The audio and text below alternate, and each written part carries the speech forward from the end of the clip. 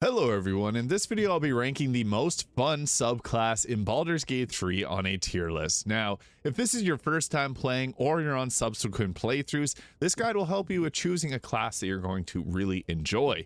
And the first one that we're going to be starting off with, just diving right into things, we're going to go with the Bard. And we got three different subclasses here. There's the College of Valor, the College of Lore, and the College of Sword. Which Sword being the most powerful of the three, and Valor kind of not offering anything super unique between the three of them. Now, the Bard in general is a really fun class. It's got some of the most unique dialogue in the game, and it also has some pretty fun different roles. Being a charisma class, it makes for a great face of the party. So typically, like, your charisma classes, Sorcerer, Bard, Paladin, and Warlock are great choices, especially on your first time playing, because you want to have those charisma roles go well. But between the three of these, one stands out as being the most fun, and that is the College of Sword, because of its great offensive prowess, as well as a lot of different spell casting. All three of these are full casters, so whenever they get to level 12, they get level 6 spells. The College of Valor gets shield proficiencies, the College of Lore gets extra spell choice, and you get extra spells from the magical secrets at level 6, allowing you to take things like Hunger of Hadar or Spirit Guardians, two of the most powerful spells at that level. And the College of Sword just being an overall offensive powerhouse. The College of Valor does have some like combat inspiration, but I don't find it to be that fun in comparison. Like, it's still a Bard at the end of the day. It's going to be a fun class. But in comparison to the others, I think that we'd probably put the College of Valor, I'm going to put in the C tier, just because College of Lore is just, I feel like it does everything a lot better. It's got the cutting words as well to help protect your allies. But the College of Sword is by far the most fun. Straight up, it's got really great offense. Again, the Bard also has great dialogue. It's got a lot of unique dialogue in game, as well as the combat. The Sword Bard gets the ability to do flourish attacks, which allows you to attack two targets, and you can even do a bow flourish, attacking the same target twice. And then you can follow that up with another attack at level 6, so that can actually attack the same target 4 times with a bow attack really early on in the game. So it's got great offense. It's all around one of the best classes. You also have really great crowd control spells. Once you make it to level 10, all three bards get the magical secrets, so you can take like elementals or really anything that you want for it. And it's got its own unique spell with Banishing Smite. So yeah, the College of Sword is extremely strong and definitely an S tier choice here. So yeah, it's a lot of fun. But we're getting ourselves into the Barbarians next, with three different subclasses: the Berserker, the Wild Heart, and the Wild Magic. So the Barbarian itself, it's got the ability to go into Rage, and this is pretty fun because when you're in Rage, you take half physical damage, so you're going to be a lot tankier. You do 2 extra damage with melee and improvised weapons and throwing attacks, and then you also add your Constitution modifier to your armor class. So it's pretty fun because it makes for a good tank. Karlach's also a Berserker Barbarian whenever you get her, or I guess she's a Barbarian. Berserker's probably the most fun of the three, but Wildheart actually has some unique abilities too. So to break these down, the Berserker Barbarian, it's all about throwing, really. You get the ability to use bonus action improvised weapon attacks or bonus action attacks. The Berserker also goes into a frenzy, and it can do a straining attack, which gives you a -1 to attack rolls in your next turn, but allows you to do an extra attack.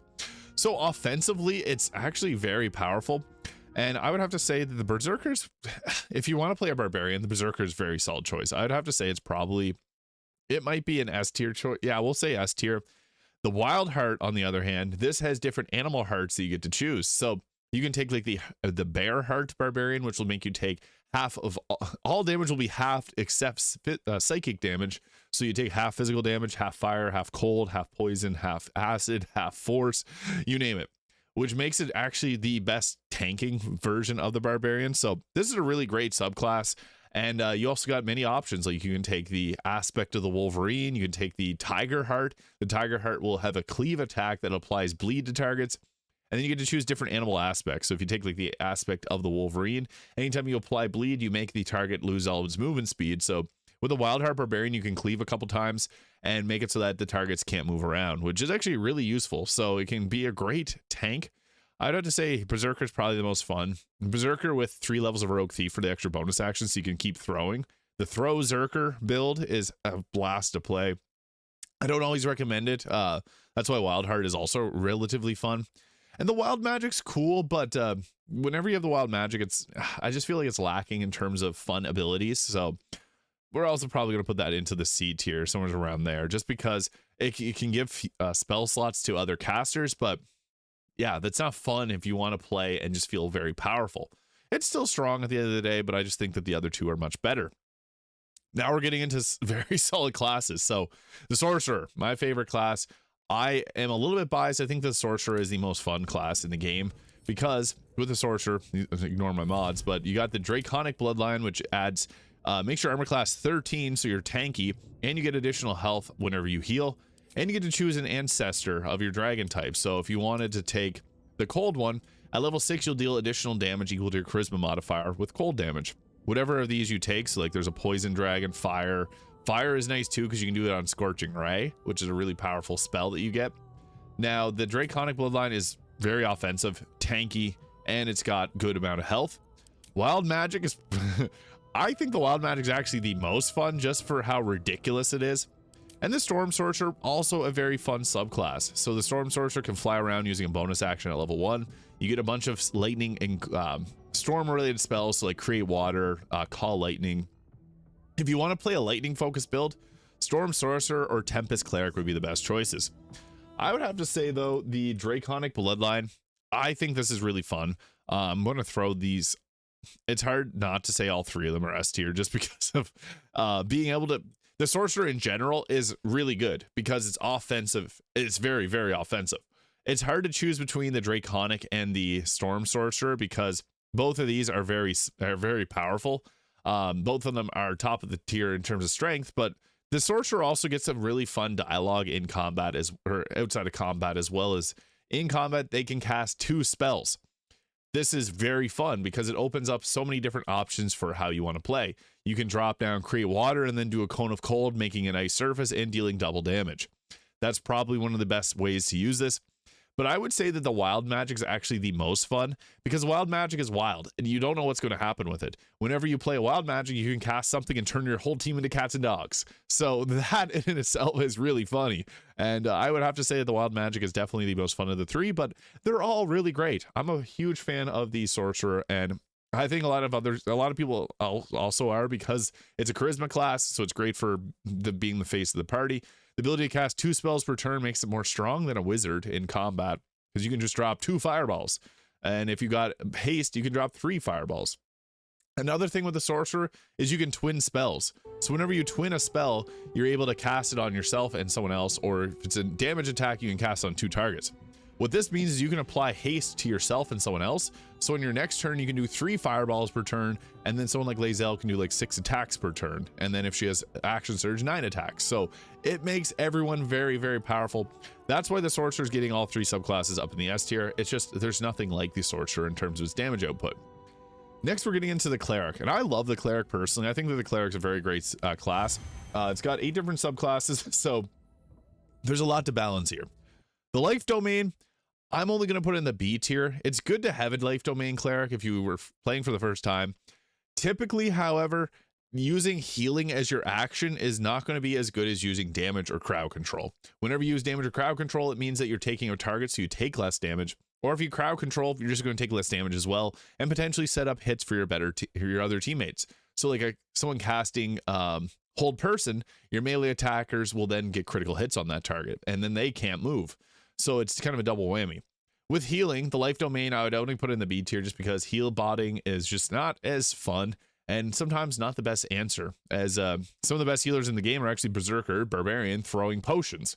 Believe it or not, they have much more healing output by just throwing potions, although there's a cost associated. The Life Domain Cleric is just, I would say, B tier, middle of the pack in terms of fun. The Light Domain Cleric, I would have to say that this is A tier. I'm going to put it at the top of the A tier. What's really fun about the Light Domain Cleric is going for a Radiating Orb build. Radiating Orbs will give a -1 to attack rolls, and then you can stack 10 of these to make the target have a -10 to their attack rolls. That makes it very hard for them to hit you. The cool thing with this is you get some unique spells to be able to apply them further to more enemies. You also get the Fireball and Wall of Fire spells, so 2 really offensive spells that you wouldn't get on other targets or other subclasses of the Cleric. So you can apply Spirit Guardians to yourself and then drop Fireball, running around dropping fireballs on everyone, applying Radiating Orbs, lighting the whole place up because Radiating Orbs will make the area glow. It's a lot of fun. I would have to say Light Domain Cleric is great. It's only got medium armor proficiency, so you do have to be a little bit more defensive with it. But yeah, Light Domain's awesome. The Trickery Domain, on the other hand, I think that this one is kind of poo-poo. It has a lot of things that require concentration, like its Channel Divinity requires you to have concentration on it, which sucks because you want to have your concentration on Spirit Guardians. The Trickery Domain, it just doesn't feel like it's adapted well. The Rogue and the Shadow Monk are kind of the better of the stealth classes. The Trickery Domain is how Shadowheart starts, and it's just kind of sucky. So yeah, D tier for that one. Knowledge Domain's a little bit better because you can choose proficiency in different skills, and it's great for role playing, especially if you want to play like kind of like not like a wizard, but somewhat adjacent to a wizard, like a smart cleric. So the Knowledge Domain can be good for role playing purposes.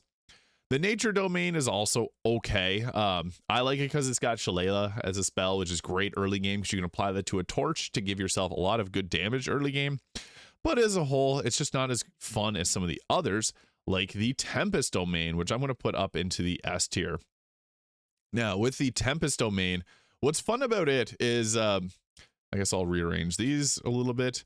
The Tempest Domain, it's got the ability to maximize your lightning or thunder damage. What this means, whenever you do an attack, let's say you have Lightning Bolt, or I like to multi-class in one level of the wizard to get some spells from the wizard. So like Chain Lightning, for example. Chain Lightning does upwards of 80 damage. If you apply Create Water, that doubles it, so it can do upwards of 160 damage. You also get to add your proficiency bonus to your damage as well. So I guess you get to add your wisdom modifier to the damage, so my bad. What this ends up meaning is if you do Create Water and then drop Chain Lightning as a Tempest Domain, you can guarantee that your attack will do 168 damage, which will delete pretty much everything around it. It's actually crazy. So Tempest Domain is just a really great blasting caster. So I'd have to say it's S tier. And then we also got ourselves the War Domain Cleric. The War Domain's the best single level dip in the game because it gives you heavy armor proficiency and bonus action attacks. War Domain all the way up to level 12, I feel like it's better to go like Light Domain or Tempest. So I'm going to put it at the top of the B tier. It's a bit better in Life Domain. But as I mentioned, this is a really great single level dip. So if you're looking to add, like, let's say you took a fighter to level 11, it's got the 3 attacks. Then you can add in the War Domain Cleric, and it gets a bonus action attack to give it multiple extra, or give it 4 attacks per turn, which is actually really nice. Now we're getting into the Druid, which is really interesting because the Druid has Wild Shape. Not all Druids want to Wild Shape. They actually have different uses depending on which subclass you choose, giving them 3 very distinct builds.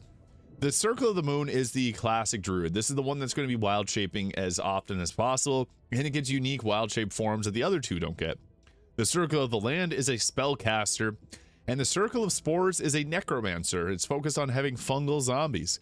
So to break them down a little bit further, the Circle of the Moon, so this will give you extra abilities in wild shape. So you can actually, normally to wild shape, you have to use an action. With the Moon Druid, they can wild shape as a bonus action, so that allows them to change into a bear and then immediately go and attack. It also gets the option to be able to change into Myrmidon forms at level 10, and these are very powerful because if you play as an Air Myrmidon, it can do 3 electrified flail attacks, which will stun up to 3 targets, making them pretty much useless. So that can be extremely strong. The other form you get is an owlbear, which is also really strong too, because you can use the crushing leap to jump down on top of people WWE style. So yeah, I would have to say the Circle of the Moon is an A tier choice. I'm going to put it right around there. The Circle of the Land is still fun, but it's a spellcaster, so it's going to be compared against other spellcasters of the sword. So like a wizard, for example, or the Sorcerer, which I think the Sorcerer is a lot more fun.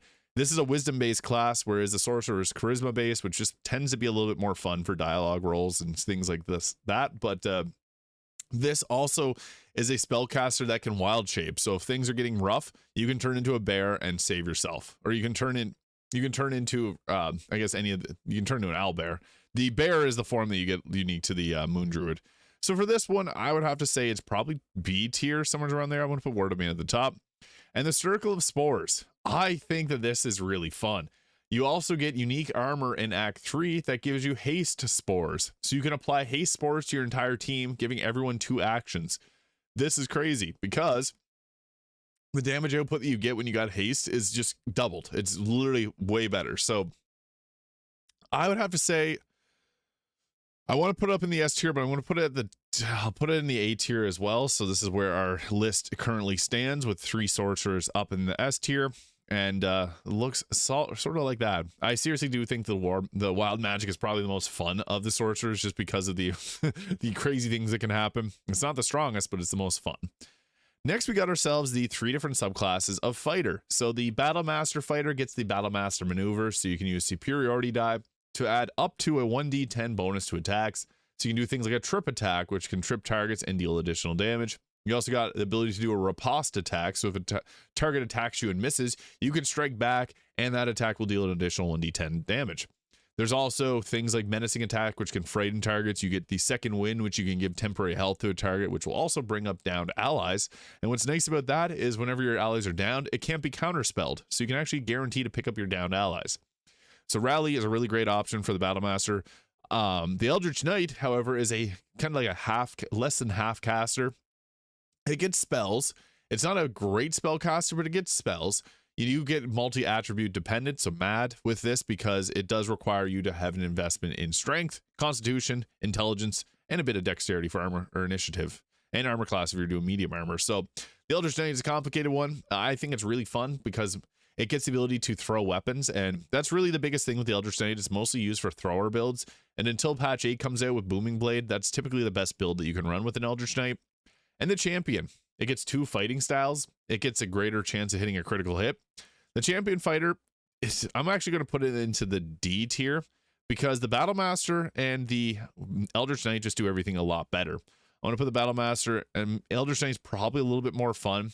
But the Battle Master is great because it's more so of a class that's like just straight up about bonking people with your weapons. So if that's your fancy, this is the way to go. It's just straight up the best at just fighting, literally. So as the name implies. But next we're getting ourselves into the monk. Now the monk's cool because it'll also add its dexterity, or it'll add its wisdom modifier to its armor class. So if you don't have armor on, you get a nice boost to your defense based on wisdom and your dexterity. So you also get the dexterous attacks. This makes it so that your weapon attacks scale at dexterity instead of your strength if your dexterity is higher. And then you also get deft strikes and a bonus unarmed attack, which allows you to do an unarmed attack as a bonus action. And you also get flurry of blows, which is 2 punches for a bonus action and a key point, which is actually really crazy because some of these get very powerful. The Way of the Open Hand is very strong. The Way of the Shadow is stealthy, also quite fun. The Way of the Four Elements is a caster mixed with fighting, which it doesn't really do as a good job. Like the Eldritch Knight is great. The Way of the Four Elements, same concept, just not as good. So the Way of the Open Hand, this one is very strong. You get the Flurry of Blows topple and the Flurry of Blows push, so you can do these bonus action attacks. You can actually, as an open hand monk, deal over 100 damage with your bonus action. If you get Tavern Brawler, which will add your strength modifier twice the damage and attack rolls with unarmed attacks and throwing attacks, the Way of the Open Hand, it's crazy. There's even better ways to make this even stronger. Anything that'll add damage to your, like, let's say you got gloves that add a 1d10 damage to your attacks. Way of the Open Hand attacks twice, so that's effectively like a 2d10. So yeah, it gets crazy strong. I'd have to say this is one of the most fun classes. I'm going to put it up into the S tier because the Open Hand Monk, if you just want to punch people to death, this is the way to go. It's strong. It's fun to play. The best build is going 9 levels of the Open Hand Monk and 3 levels of the Rogue Thief. So you get that extra bonus action because, as I mentioned, your bonus actions do over 100 damage. That is crazy. So yeah, that's S tier. The Way of the Shadow, I'm also going to put up high. I'm going to throw this somewhere into the, I'll throw it into the A tier here. Why I think it's so fun is it's like a rogue, but actually offensive because it gets the extra attack. You get to shadow step around in darkness. The Way of the Shadow is the strongest stealth-based class in the game, but you can also do a stealth-based like Open Hand Monk, and it'll be even stronger. And then finally, the Way of the Four Elements. I'm just going to put this into the B tier. It is fun, but the Four Element Monk, again, you'd rather just go full spellcaster. It's just lacking. It's cool for, like, you can beat the game with any of these, but it's just not going to be as strong as some of the other choices here. So yeah, I want to put it into the B tier. And next we get ourselves into the Paladins. So the Paladin, I personally love. We got the Oath of the Ancients, the Oath of Devotion, the Oath of Vengeance. Each of these come in with their own unique tenets, and these are things you have to abide by or else you become an Oathbreaker Paladin. So there's technically a fourth one here. I guess it's right there. Now, they're all pretty fun. I think that the best one to go with is the Oath of Vengeance. This is the most offensive focus. At level 5, you get Misty Step and Hold Person, two of the best spells in the game. Misty Step's a teleport, and Hold Person allows you to critical hit with your smites, which is actually very, very bustedly strong. So, the Oath of Devotion, however, gets this ability here, the Holy Rebuke. So grant an ally a vengeful aura that deals 1 to 4 radiant damage to anyone that hits it with a melee attack. Meh. The Oath of Devotion's okay. The Oath of Ancients is a decent healer, so you can use this to heal with the Healing Radiance. But again, as I mentioned, it's best to use your abilities for doing damage versus healing. So that's why I would say Oath of Vengeance. I'm going to put this one up. I'm actually going to put it into the S tier. The reason I'm going to put this in the S tier is because the Paladin itself is great for role playing because it has so many options. Like, as I mentioned, the tenets, you have to abide by things. You can't play this like you play your other classes. Like, one of the early game decisions in Act 1 is with the Hag. You can let them live to get yourself a bonus +1 permanently to any stat. However, if you do that, you break your Oath of Vengeance because you're all about vengeance and you're giving up on that vengeance. So then you become an Oathbreaker. That gives you a cool, complex layer to it that makes you really think every time you're making a decision in the game. The Oath of Devotion. I'd have to put this. I'm going to put this one low. I'm actually just going to put it into the D tier, and then we'll put Oath of the Ancients into the B tier. Just to spread these out. It's not saying that this isn't fun. If you really want to play Oath of Devotion, go ahead. The Oath of Vengeance and the Oathbreaker are going to be probably more offensive. I'll throw the Oathbreaker into the A tier, just because the Oathbreaker it's fun. You kind of have to stick with it unless you want to pay 1,000 gold once you get gifted this, if you would consider it a gift. It's also got some cool abilities, so yeah, I'll put it there. Now, getting into things, we got ourselves the Ranger next. Now, the Ranger's not the strongest class in the game, and fun fact, if you're a fan of Lord of the Rings, the Ranger is actually based off of Lord of the Rings. The Ranger was originally based off of Aragorn from the Lord of the Rings series, so that is really cool. And it comes with 3 subclasses. We got the Gloomstalker, the Hunter, and the Beastmaster. So the Gloomstalker is the most front heavy of these, getting most of its unique abilities at level 3 and 5. The Hunter and the Beastmaster get their best abilities at level 11. So they're actually best to take all the way to the max level almost, whereas the Gloomstalker is a great multi-class. So the Beastmaster, this is great if you want to have a pet, and it gives you the Ranger's Companion. So you can take like a bear, a spider, raven, and you can have it'll level up. It gets extra benefits whenever you get to level 6 and higher levels. It's a fun one. The Beastmaster is good. I would have to say I'm going to put it probably into the B tier. It's just not that strong, and not that this is a strength tier list, but it does matter a bit in how offensive you can be. It's a small consideration here. The Ranger, it just doesn't have as much dialogue. It feels like the Ranger is almost somewhat of a forgotten class. It's a half caster like the Paladin, but the Paladin is much better. The Hunter gets the ability to do some bow attacks at level 11. So it has like volley, which is really strong, but it's another class that just doesn't feel as strong. So I want to put it in the B tier.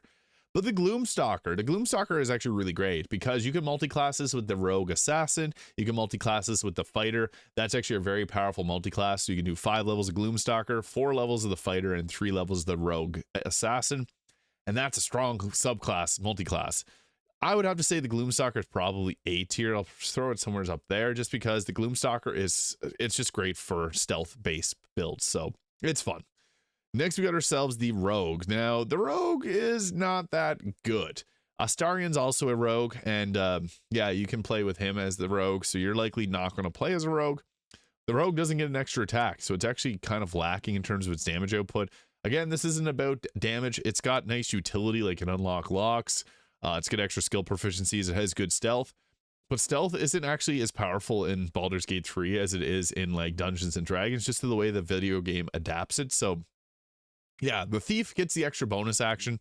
I'll put this in the B tier because the Thief is nice for that extra bonus action. The Assassin gets the really high first round damage. You get your action and bonus action back whenever you attack a target. And I would have to say it's probably, I might actually put it in the A tier because it's really great multi-classes.